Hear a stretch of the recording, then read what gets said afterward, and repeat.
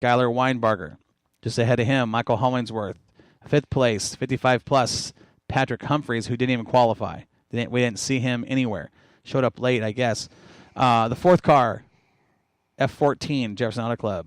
Thomas Dwyer would finish 4th. Good run for those guys. 3rd place, Joey Cannon, the 11. 2nd, the 88 of Kevin Roberts. And your dash winner. We're going to talk about this. Or not dash winner, but heat race number 1 winner was Dakota Goddard. That was the textbook pass we talked about near the opening of the show. Did that not bring every single person in the stands to their feet? Did you hear the crowd? Well, nobody. It's not that he wasn't capable of it. It's that nobody expected it. But it's the pass. I mean, just the way that pass was executed. It was phenomenal. It couldn't have been done any better by anybody. It was just one of those deals where the driver was in the groove. He felt what was going on, and just it all came together. And he put a pass on Kevin Roberts that I'll and with no remorse. I don't want to say remorse. Without insulting him, I'm giving him credit, Kevin. but it is definitely something that nobody expected because he passed Kevin Roberts. Nobody has. I've never seen anybody pass Kevin. Well, like that. Right. It was, like I said, I don't know if any driver, it was just one of those deals where it was just perfect. Could have done it any better at any time. It was an awesome pass for the win, and it had to have Kevin going, wait a second here. You know, what's going on? I mean, I feel bad for Kevin in a sense. I mean, I'm happy for Dakota, but I feel bad for Kevin. He has been second place so close, whether it's a heat race or a feature, so many times. It's kind of like, it's got to be frustrating. It's got to be frustrating, right? Well, I don't know, because Kevin really likes the competition. So for him, I think he's kind of actually like, all right, kid, you're showing me some stuff. Let's get it on. 0.118 was the margin of victory.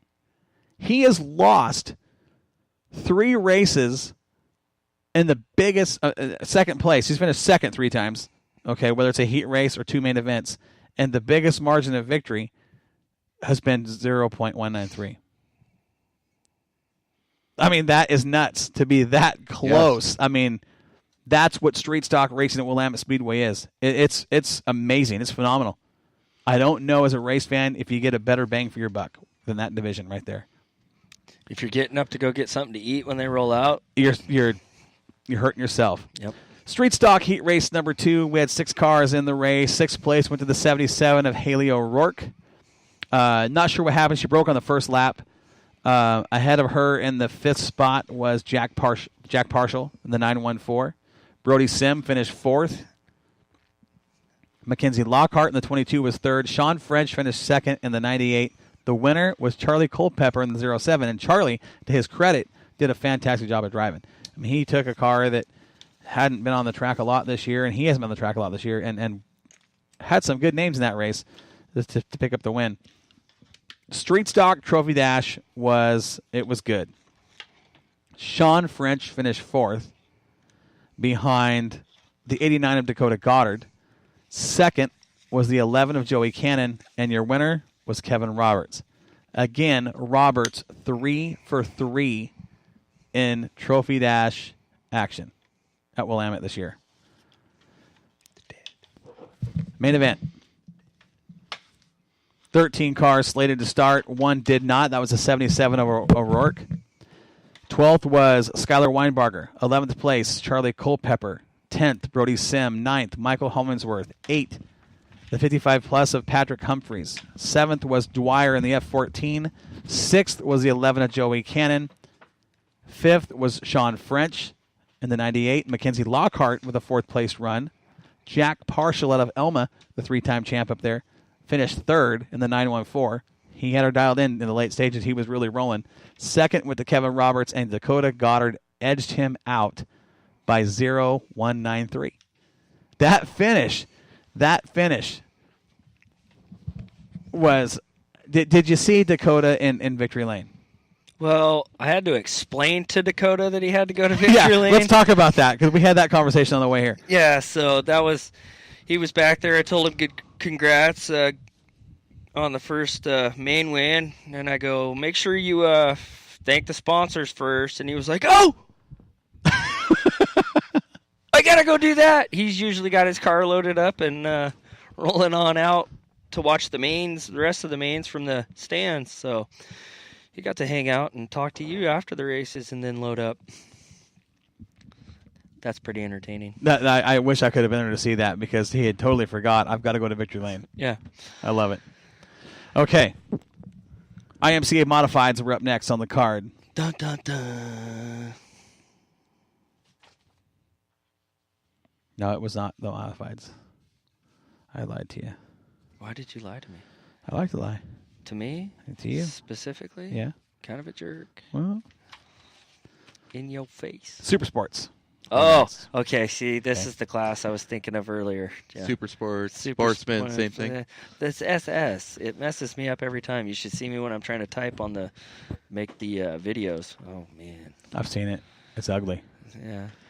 I've said SS and then forgot where I put that video file. I don't do that anymore. 17 Super Sports, boys. This is a fun class. This is a very fun class. And I'll let you know right now, that Super Sport video, yeah, the numbers finally beat the street stocks, so thank God I was tired of watching the street stocks just numbers blow up. I on think Moxie. that says a lot about street stocks around the country. Because when on Moxie, when we post a video, the Moxie staff is able to see how many people have seen that video. Yeah. Sam puts up Super Sports, and it's up an hour, and it's got 3,000-4,000 hits. That's a lot of people. In an hour. Yeah. He puts the street stocks up, and it doubles that. Now, these are people around the country that are watching this because we know those aren't just shared on Moxie. Those are shared on multiple pages, but those stats come back to Moxie. Mm-hmm. The street stocks are doubling what any other class is doing when it comes to the in-car cameras, the videos.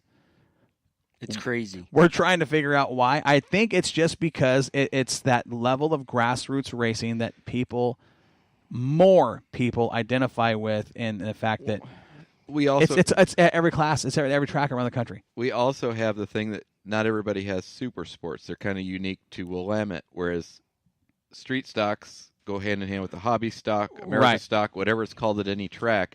Therefore, people can relate to it a little easier. Yes, and the people that are watching, and we're getting a lot of hits on the Super Sports as well. Oh yeah, I'm just saying. Right, but the street stocks, unique, you're right. Yeah. It's a nationwide deal.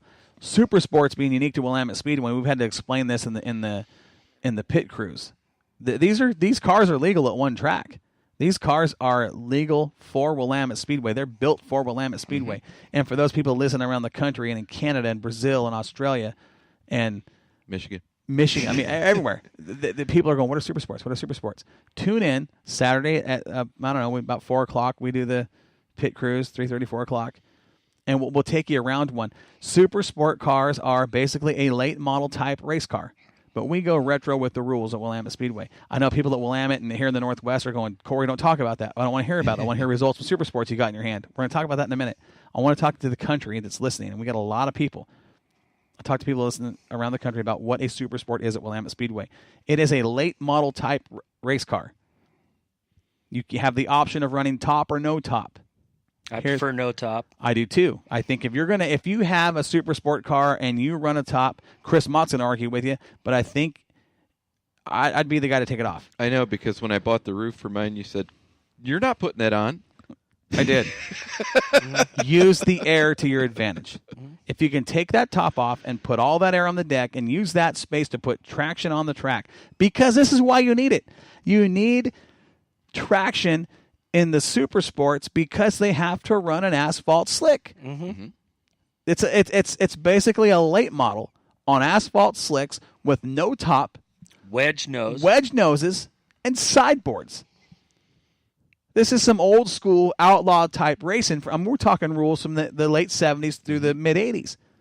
You know what I'm talking about? Yes, I do. And it's fun. It is a great class, and it's very, very unique. And that's why I think, like you said, the numbers on those videos, people I think see those, and the numbers are fairly high because of the curiosity. Right. We showed these guys. Mike Patterson came up last year and saw these cars for the first time when they rolled out. He was a little late because of his flights. I mean, horrible day for the guy. Gets up in the Moxie Tower with us, looks out on the racetrack. The Super Sports roll out. He stands up, and Mike literally looks at me and says, "What the hell is that?" I mean, that's what he was like, "What am I looking at?" I said, "That's a Super Sport." Well, they kind of look like something you'd picture when you were a kid of Watching a race car. You know, the race car, the generic race car you played with as a kid. Right. That's what it looks like. Yeah. But, man, are they cool. I mean, they really are. Unique to one track in the country, Willamette Speedway. We had 17 show up, and do you want me to do all 17 in order for qualifying? Might as well. Okay. Back of the pack, first time out. Beautiful race car, the 23J, Jeffrey Powell, 18.520. Was 17th fast. This is how competitive this field is, okay? Robert Mercer in the 30 was 16th fast, 18.046. Darrell Blanchard, 15th fast, 17.682. 13 cars in the 17-second bracket, okay? Blanchard was 15th fast, 17.682. Jody Tanner in the 36, 14th fast, 17.655. Brian Smith, a.k.a.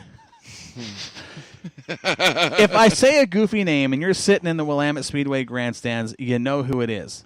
You just know. Was he Billy Beanberger? Jimmy Beanberger. Jimmy Beanberger. Okay, it was Brian Smith in the 61, but you know how he is. Hey, give me a crazy name. Have fun with it.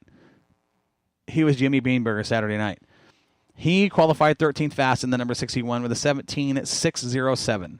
Just ahead of him was the 2 of Brian Gary, 17.509. Vaughn Stone, and that beautiful number 17 was 11th fast, 17.417. Steve Fuller, first time out in the 88. Good-looking race car, the black and white and pink car. 10th fast, 17.326. Listen to this. James Slover was 9th fast, 77S, 17.325. 17.325, 17.326, 9th and 10th. This is how competitive this class is.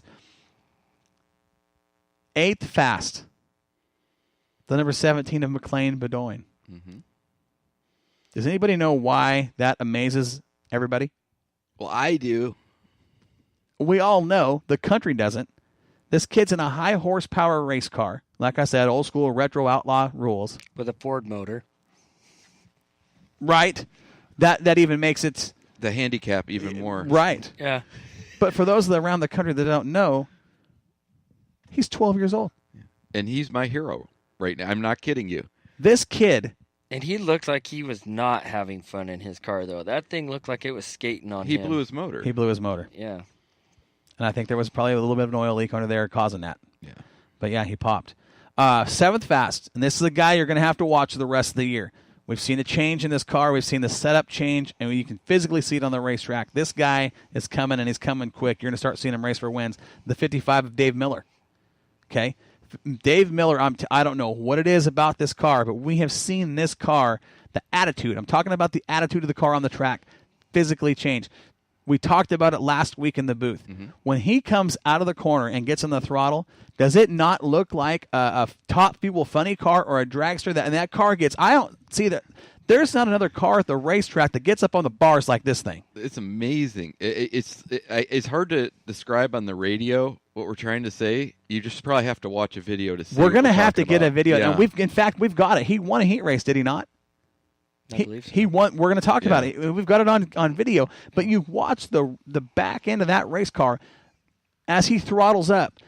The movement. Yeah. I mean, it's a 4-bar setup, and, man, he's using all of it. He is putting the power on the ground, and that car is raising up, just digging the tires in the rear. Just digging at the track. It's amazing to watch that car work. He was your 7th fast qualifier. Randy Barley, 6th fast in the 13B, 17.183. Chris Mott was 5th fast, 17.121. With a roof. Alan Elkins has a roof. He's 4th fast, 17.065. BJ Donofrio was 3rd fast, 17.055. 2nd fast qualifier was the 33 of Jordan Wright, 16.894. And your fast qualifier was Doug Elkins, 16.101 in the 46. Top 4 cars in qualifying at Willamette Speedway were all Swartz chassis. Mm-hmm.